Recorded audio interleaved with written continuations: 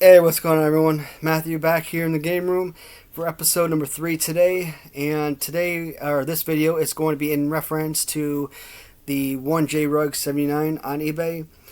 John Ruggiero, I've done a specialty video for him in the past. I believe it was episode number 53. Some of my all-time favorite customs, and today it's only 3 figures, but there's some doozies. There's one in particular that I really love. One that's great, not obsessed with, but it was part of the collection, and it's one that I was gonna get regardless. The other one I'm gonna start with is the Big Bad Vader, or Big Van Vader. So I've talked about in the past. I'm not one of those guys who are gonna, be mad because somebody took an existing LJN figure and, created a new wrestler or an updated character or something like that. And what they did was take a George Animal Steel figure, and they created one of my all-time favorite wrestlers, Vader. So there are a couple standouts for this figure. The first thing, as we know, Bundy and George Animal Steel has their arms out and down, and they rebranded or remolded this figure, probably cut off some arms, and created this much better fighting pose. So right off the bat, huge upgrade. Absolutely love that. One of the downsides of this particular figure is they kind of gave Vader this 3-fingered claw. I didn't really notice that before. Would I have bought it if I had known about it? I think so. I mean, it's odd, but I mean, it's not something that would have turned me away from purchasing this particular item. And so, the other thing I really like about this, the mold or the colors is spot on, phenomenal.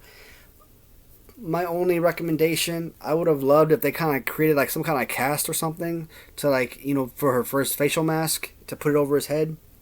Even if it was like something that would have been removable, that would have been so awesome.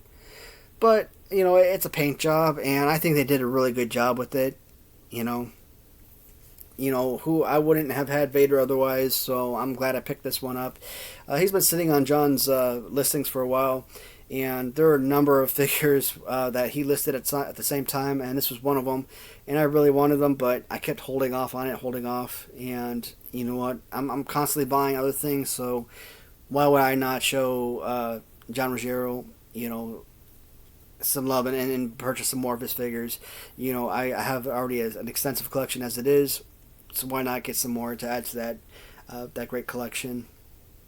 So Big Van Vader, one of the first figures I acquired from John Ruggiero, or the 1J Ruggs on eBay. So this is a phenomenal figure. I absolutely love it.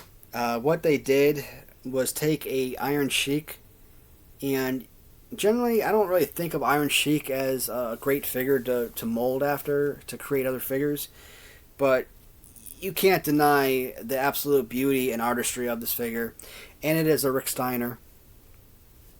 And again, kind of like with the Vader thing, if they had they actually did put like a little cast on here a little bit. You can actually feel it, so it is something different. It's not just a paint job, so that is unique, and that is actually pretty incredible. Face, again, I call it cartoony, but that's okay. I mean, it's a phenomenal figure. I mean, there's nothing wrong. It's not like the 3D print that you'll see a lot of people make. Print Fury, for example, does a really good job with the 3D printing. And, that's perfectly fine. It doesn't have to be, an exact picture replica of the figure. You look at that face, you know exactly who that is. And with the overall design of this figure, I mean, they did a really, really great job. I mean, I really love it. And the fighting pose, again, Iron Sheik. Iron Sheik is one of my least favorite poses, and that's why he was on my list of least favorite figures. You take away the fighting pose and just base that off of just simply the look and design or look and colors of the figure, Iron Sheik would have been one of my favorites. But again, so this one, I'd probably rate this about a 7, maybe an 8 out of 10, and that's only because of the fighting pose. Otherwise, this is perfection escalated. Phenomenal. But the highlight of this collection for me, and I don't know about how others are going to feel about it, but it's the one I really wanted the most, and it was the Scott Steiner replica. And this one they took, they usually use Bam Bam, or they probably use Ted Arcidi. You know, Ted Arcidi actually has the two straps, singlet, doublet, whatever you call it. So they took a Ted Arcidi figure, did a phenomenal paint job on him, and gave him this amazing, facial representation, great hair.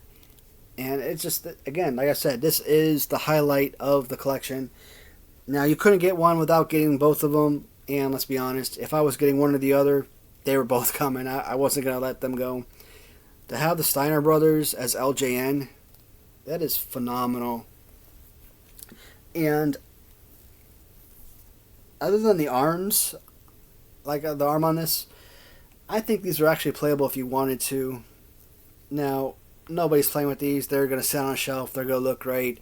I come down here on a daily basis, for multiple reasons.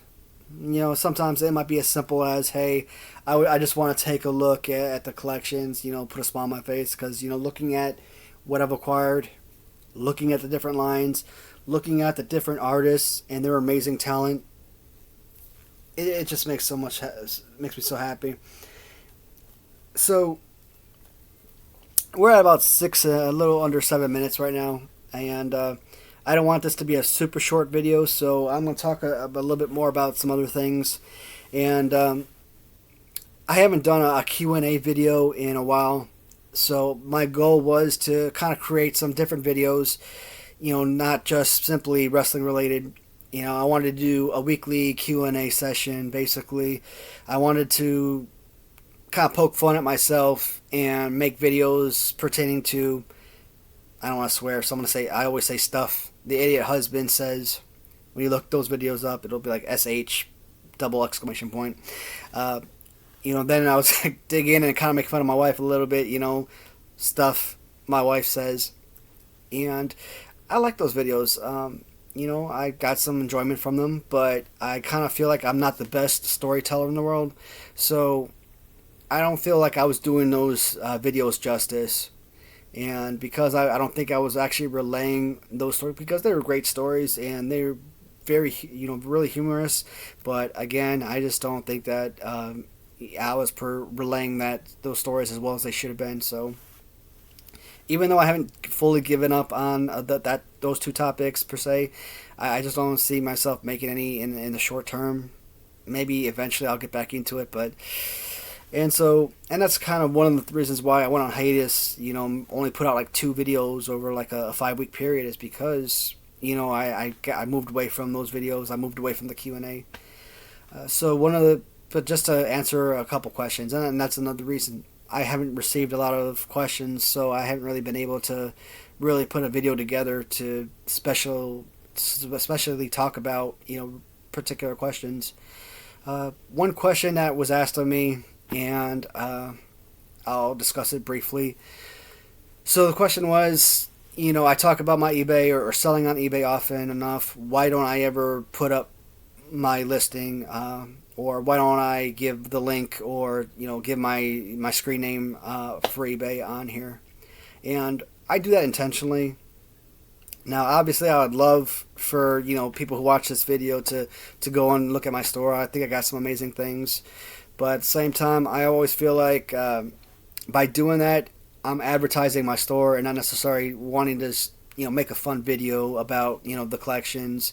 So I kind of feel like that would turn people off a little bit. So, yeah, I'll talk about selling on eBay. That's no problem. But as far as, putting that information up, if someone comes in that comments and, hey, I want to check out your store, yeah, that's a different story, because someone's specifically asking for it. So that's why I don't do it. It's another reason why you don't see me, say please subscribe or leave. Well, I do ask for comments occasionally, but that's like if I want someone's opinion on something and whatnot, I'll ask for leave a comment if they want to. But I don't tell people to subscribe, because I want people to be excited about. Hey, all. Sorry about that. There was a knock at the door, so I had to pause the video. I don't remember where I just left off, so eBay. I don't leave my screen name on there for that purpose.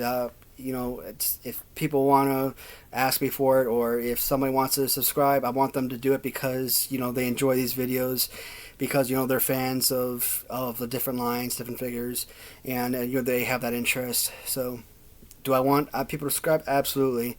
Every time I see that number climb, it shows me that I'm doing something right, and that like-minded people share my interests. So that's that. As far as not leaving information for myself, I'm more than happy to talk about other people, talk about their stores, because that's what a lot of my videos center around, is the little specialty videos like John Ruggiero, where I can talk about his figures, leave a link to his webpage, and give other viewers the opportunity to check out their store, see what they have available, see if there's any interest there. It helps them as a business, and it builds a great rapport with people. Let them know that, hey, I'm not just someone who's buying your items. I'm also someone who's a huge fan of your work and for your products, your services. So yeah, that's why you'll see me talk about other sellers on eBay a lot, because that's where I do a lot of my business, a lot of my transactions. That's where I've met a lot of great people, and and it's really awesome to be able to do this. Trying to think. So, I talked about Mike Blazing, eBay, MI_BLA, I think it's 48 on eBay is his tagline, and he has supplied me with just an absolute ton of so many amazing Jakks Classic Superstars, and because of him, because of the awesome seller that he is, I was able to basically increase my classic superstars by about 10, maybe even 20%. So I'm getting close. What I want to do, if I can't fulfill each series, if I can't have the complete set of each series, I at least want to have a majority of them. If I have like a 8 or 10 piece series and I'm missing 1 or 2 figures, I can live with that. 7 maybe, but once it gets to about 6 or lower, I don't want to do that yet. I want to keep them in order as well, meaning I want to start with series 1 and work my way up to like series 28. I don't want to complete series 16 first and then do a video on series 16 and then down to 8, down to up to 22, etc. So, but that is going to be one of the highlight videos I'm looking forward to in the future, is to be able to do the Jakks Classic Superstars review. And if anything comes up, you will hear about it here on the video. Thank you for watching, everyone, and as always, leave a comment and I will gladly reply. Talk to y'all soon, and goodbye for now.